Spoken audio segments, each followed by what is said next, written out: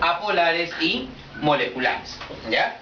Me dice, primero, tienen alta temperatura de fusión comparado con los sólidos cristalinos, moleculares y polares. Se disuelven en solventes apolares y fundidos no conducen la electricidad. Muchachos, si hablamos de sólidos cristalinos, apolares y moleculares, primero nos concentramos en que sea un sólido cristalino molecular.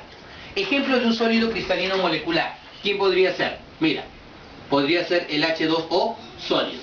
¿Qué es el H2O sólido? Hielo. Perfecto. Este señor viene a ser el hielo. Pero, mira, podríamos hablar de CO2 sólido. ¿Quién es él? Hielo negro. ¿Hielo negro? No, hielo seco, perfecto, hielo seco. Ahora, mira, si nosotros analizamos al agua, ya, como sólido, o sea, como hielo, tú sabes que el agua es una molécula ¿de qué tipo? ¿Polar o apolar? ¿El agua de qué tipo es? ¿Una molécula polar o apolar? Recontrapolar. En su estructura o entre las moléculas, ¿a qué tipo de fuerza intermolecular vamos a encontrar? Al puente de hidrógeno. Perfecto, vamos a encontrar al puente de hidrógeno. Mientras que en el caso del dióxido de carbono, el dióxido de carbono tiene esta estructura, de esta manera. ¿Ya?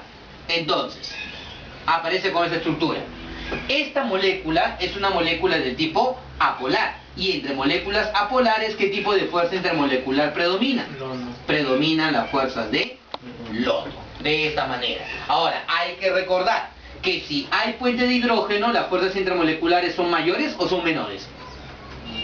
Mayores. Y acá las fuerzas intermoleculares son menores. Por lo tanto, si yo hiciera la comparación entre un sólido molecular que sea polar y un sólido molecular que sea apolar, el de acá es apolar y el de aquí es polar, ¿qué vamos a observar?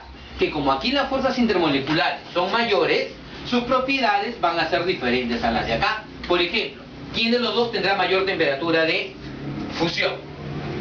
¿El que tiene puente de hidrógeno o el que tiene lodo? El que tiene puente de hidrógeno. Aquellas moléculas que tienen fuerzas intermoleculares intensas, también es más difícil tratar de separarlas. Por esa razón, aquí el punto de fusión va a ser mayor. Entonces, contesta lo que te dice aquí. Con respecto a los sólidos cristalinos moleculares apolares, primero, tienen alta temperatura de fusión comparada con los sólidos cristalinos moleculares polares. ¿Es correcto? ¿Los apolares tienen mayor temperatura de fusión? No, esa es falsa, porque las fuerzas de London son más débiles que las fuerzas del puente de hidrógeno o el dipolo-dipolo. Entonces, la primera alternativa, ¿cómo sería entonces? Falsa.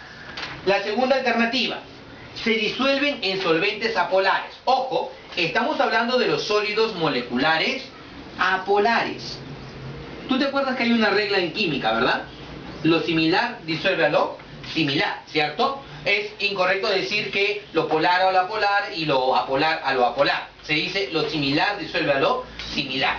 En este caso, ¿qué tipo de sustancias tenemos? Apolares. Por lo tanto, si yo quiero que él se disuelva en algún tipo de solvente, ¿qué tipo de solvente deberás utilizar? ¿Un solvente polar o apolar? ¿O o A? Apolar. Entonces me dice, se disuelven en solventes apolares. ¿Verdadero o falso? Sí, es probable que se disuelva en solventes apolares, porque él también es un sólido apolar. Y por último, fundidos no conducen la electricidad. ¿Qué tú dices? ¿Sí o no? Verdadero. ¿Por qué va a ser verdadero? Porque tú recuerda que esto cuando se vuelve líquido, o sea cuando se funde, ¿cómo va a quedar? Va a quedar en su estado de molécula. Para que pueda conducir la corriente eléctrica, ¿qué es lo que debería pasar? Debería pasar que haya iones en solución. Me explico mejor. Imagínate que yo tenga a este señor, al NaCl sólido. ¿Cómo se llama él? ¿Ah? ¿Cómo se llama él? Cloruro de sodio. Y el cloruro de sodio es un sólido, en este caso, cristalino pero iónico. ¿Ya? Como sólido no conduce la corriente eléctrica. Pero si tú lo calientas hasta la temperatura de 801 grados Celsius, ¿sabes lo que va a pasar? Este señor se va a separar por completo en ion sodio y en ion cloruro. ¿Y los iones libres pueden conducir la corriente eléctrica, sí o no? Sí. Cuando hay iones libres, se puede conducir la corriente eléctrica. Por eso, ¿quiénes típicamente pueden conducir la corriente eléctrica cuando están fundidos? Los sólidos iónicos. Los sólidos moleculares no, porque ellos permanecen como moléculas y no forman iones libres. Por lo tanto, ¿cuál sería la secuencia de verdadero y falso? La primera es falsa y las otras dos son verdaderas. Por lo tanto, en este caso sería la alternativa B.